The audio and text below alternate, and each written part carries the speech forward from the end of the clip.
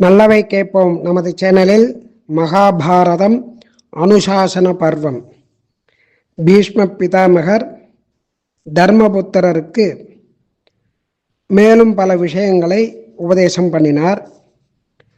பகவானிடத்தில் பக்தி செலுத்த வேண்டும், புருஷார்த்தங்களில் ஈடுபாடு இருக்க வேண்டும், பல கர்மங்களுடைய பலன்கள், எந்த ஸ்திரீ புருஷர்களிடத்தில் லக்ஷ்மி வாசம் செய்கிறாள், கிருதஜனுடைய விசேஷம், நன்றி உடையவனுடைய விசேஷம், நரகத்தில் இருப்பவனுக்கும் சொர்க்கத்தில் இருப்பவனுக்கும் இருக்கக்கூடிய தன்மைகள், சௌச்சம், தர்மம், தானம் இவைகளை செய்யக்கூடியவர்கள் பிரம்மகத்துக்கு சமமான பாவம் கிடையாது, பெரியோர்கள் உயர்ந்தவர்கள் அவர்களுடைய குணங்கள், சரணாகதி அடைந்தவர்களை ரட்சிப்பதால் ஏற்படக்கூடிய பலன், தானங்களை யாருக்கு கொடுக்க வேண்டும், கன்னிகாதானம் யாருக்கு பண்ண வேண்டும், கோவின் மகிமை, பசுவினுடைய மகிமை, சவண முனிவரனுடைய உபதேசங்கள், தானத்தின் பலன்கள், ஏரி வெட்டுதல், குளம் வெட்டுதல் இவைகளின் பலன்கள், பூமி தானத்தினுடைய பலன், பூமி, ஸ்வர்ணம், வஸ்திரம், அன்னம், மணி முதலியவைகளுடைய தானத்தினுடைய மகிமைகள், அதனுடைய பலன்கள், விரதங்களுடைய நியமங்கள், சத்தியம், பிரம்மச்சரியம், கிரகஸ்த தர்மம், நல்ல தீர்த்தங்கள், சகோதரர்களுடைய தர்மம், ஹிம்சை, மாம்ச உணவு உண்பதால் அதனால் ஏற்படக்கூடியதான நிந்தைகள், சொர்க்கம் அடைவதற்கான செய்ய வேண்டிய காரியங்கள், காயத்ரி ஜபத்தினுடைய பலன், சிஷ்டாச்சாரம், தர்மம் அதர்மம் அவைகளுடைய பலன்கள், சாது அசாதுக்களுடைய லட்சணங்கள், தர்மானுஷ்டானம் பண்ண வேண்டியதனுடைய அவசியம், இப்படி பல விஷயங்களை உபதேசம் பண்ணினதும் தர்மபுத்திரருடைய மனசானது தெளிவடைந்தது. பிறகு பீஷ்ம பிதாமகர் உத்தராயணத்தில் அந்த கிருஷ்ண பரமாத்மாவை தியானம் பண்ணி அம்பு படுக்கையில் 58 நாட்கள் அப்படியே இருந்து அதன் பிறகு பரம்பொருளான அந்த கிருஷ்ணனுடன் கலந்தார். தர்மர் பீஷ்மருக்கு பண்ண வேண்டியதான உத்தரக்கிரியைகளை எல்லாம் பண்ணி ஹஸ்தனாபுரத்துக்கு திரும்பினார்.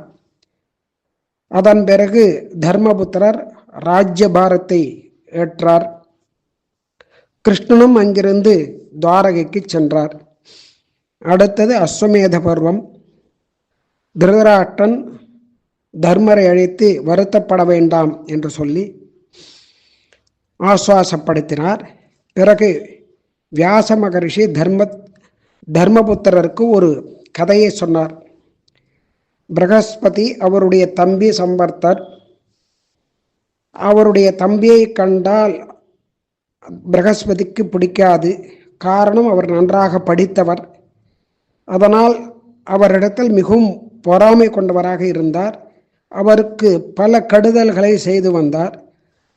அதை தாங்க முடியாமல் அவர் ஒரு பைத்தியக்காரன் போல தெரிந்தார். ஒரு சமயம் இக்ஷ்வாகு வம்சத்தினுடைய ராஜா ஒரு யாகம் பண்ண வேண்டும் என்று பிரகஸ்பதியை அழைக்க, நான் யாகம் பண்ணினால் அவனுக்கு பெருமை ஏற்பட்டுவிடும், புகழ் வந்துவிடும் என்று நாம் வர முடியாது என்று கூறிவிட்டார்.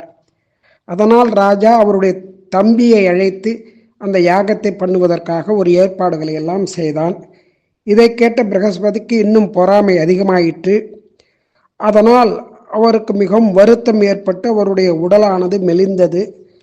இதை பார்த்து இந்திரன் எந்த காரணத்திற்காக இப்படி வந்தது என்று கேட்க, அந்த யாகத்தினுடைய விஷயங்களை சொல்லி அதை நிறுத்தச் சொன்னார். இந்திரன் அக்னியை அனுப்பி அந்த யாகத்தை நிறுத்துமாறு அந்த ராஜாவிடம் சொல்ல, நீ இந்த யாகத்தை நிறுத்து, இல்லை என்றால் பிரகஸ்பதியை புரோகிதராக வைத்து இந்த யாகத்தை நடத்து என்று சொல்ல, அதை கேட்டு பிரம்மச்சரியத்தை அனுஷ்டித்து வந்ததான அவருடைய தம்பி அக்னியை பார்த்து, நீ இந்த மாதிரி செய்தால் நான் உன்னை அழித்து விடுவேன் என்று சொல்ல, அக்னி பயந்து இந்திரனிடம் போய் கூற ஒரு கந்தர்வனை அனுப்பினான் இந்திரன். அவனிடமும் அரசர் சம்பர்தரை விட முடியாது என்று சொல்ல, அப்போது இந்திரன் தானாகவே வந்தான். அவனிடத்தில் அவர் தன்னுடைய தபோபலத்தை பிரயோகம் செய்து அந்த யாகத்தில் கலந்து அதை நடத்தி கொடுக்குமாறு செய்தார். பிரகஸ்பதியினுடைய பொறாமை அந்த முயற்சி வீணாகிவிட்டது. பிரம்மச்சரியமே அங்கு ஜெயித்தது. இந்த கதையை வியாச பகவான் தர்மருக்கு சொன்னார். அங்கே அந்த யாகத்தில் வந்திருந்ததான அந்தணர்கள், அவர்களுக்கு பொன்னும் பொருளும் தட்சிணையாக கொடுக்கப்பட்டது. ஆனால் அவர்களால் அதை எடுத்துக்கொண்டு செல்ல முடியவில்லை. அங்கேயே விட்டுவிட்டு சென்றனர். பாண்டவர்கள் யாகம் பண்ண வேண்டும் என்று பல திக்குகளிலும் சென்று இந்த யாகத்துக்கான திரவியங்களை எல்லாம் சேர்த்து வந்தனர். வியாசர் அங்கு வந்து அஸ்வமேத குதிரையை அலங்கரித்து எல்லா இடத்துக்கும் செல்லுமாறு சொல்ல அர்ஜுனன் பின் சென்றான். யுத்த காலத்தில் கொல்லப்பட்டதான அரசர்களுடைய புதல்வர்கள், பேரன்கள் இவர்களை கொல்ல வேண்டாம் என்று தர்மர் கூறினார். அர்ஜுனன் வடக்கு திக்கு நோக்கி சென்று பகதத்தனுடைய மகன் யக்ஞதத்தனையும் ஜெயத்ரதனுடைய மகனையும் முறியடித்தான். சிந்து தேசம் சென்று அங்கிருந்து மணிப்பூர் சென்று தன் மகன் பப்ருவாகனுடன் சண்டை செய்து அவனை மெச்சி, அதன் பிறகு காசி, கோசல நாடு எல்லா மன்னர்களையும் அடிபணிய வைத்து திரும்பினான். கிருஷ்ண பகவான் உத்தரையினுடைய மகன் பரீட்சித்துக்கு நாமகரணம் பண்ணினார். அந்த குழந்தைக்கு பரீட்சித் என்று நாமகரணம் பண்ணி வைத்தார். இந்த யாகம் மிகவும் விமர்சையாக நடந்தது. யாகம் முடிந்ததும் ஒரு கீரிப்பிள்ளை அங்கு வந்து உறக்க சிரித்தது, சத்தமாக சிரித்தது.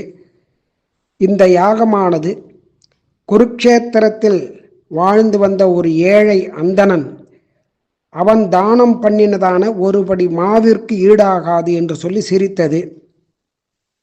ஒரு ஏழை அந்தணர் பிக்ஷை எடுத்து தன்னுடைய வாழ்க்கையை நடத்தி வந்தார். அவருக்கு மனைவி, மகன், அவனுடைய மனைவி இவர்கள் எல்லாம் இருந்தார்கள். அவர்கள் நெற்களத்தில் உதிர்ந்து இருக்கக்கூடிய தானிய மணிகளை எல்லாம் சேகரித்து அதை சமைத்து உண்பது வழக்கம். ஒரு முறை அந்த ஊரில் பஞ்சம் ஏற்படவே தானியம் விளையவில்லை. ஆனால் தானியங்கள் கிடைக்கவில்லை. பட்டினியாக இருந்தார்கள் பல நாட்கள். ஒரு நாள் அவர்களுக்கு ஒருபடி சோளம் கிடைத்தது. அதை மாவாக அரைத்தார்கள். நால்வரும் உணவருந்த உட்காரும் சமயத்தில் ஒரு ஏழை பிராமன் வாசலில் வந்து பசியோடு நின்றான். அந்த நால்வரில் அந்த பிராமணனுடைய பங்கை அந்த ஏழை பிராமணனுக்கு கொடுத்தான். அதை சாப்பிட்டு அந்த பிராமணனுக்கு வயிறு நிரம்பவில்லை, பசியாறவில்லை.